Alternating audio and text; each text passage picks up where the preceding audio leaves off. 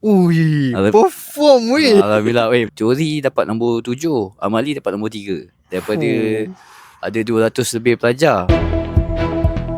Belajar tu kira sijil lah kan? Sijil SKM. SKM. So dia ada tahap 1, tahap 2, tahap 3 kan? Tapi untuk networking IT tu dia terus start level 2. Level 2 terus lah. dia terus Tapi level 2. kira kau sempat dapat sijil tu? Dapat. Habis lah. Exam lawak buat lah. Exam dia amali dengan teori. Alhamdulillah teori teori dapat nombor 7, amali dapat nombor 3. Daripada ada 200 lebih pelajar. Lepas tu dia divide kelas, ada 5 kelas lah. Satu kelas 40 lebih pelajar. Ui, perform weh. Alhamdulillah. Malam tu naik exam tak tidur, baca balik. Tapi perform sangat. Alhamdulillah. Perform sangat. Ni 2 kali main belum?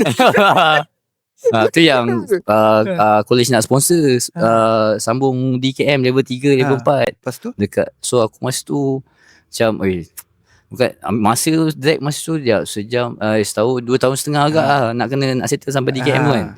Jadi macam lama lagi tu kan. Apa yang punca menarik kau daripada tidak sambung benda tu? Pasal kerja lah. Sebab lagi satu dah biasa pegang duit kan.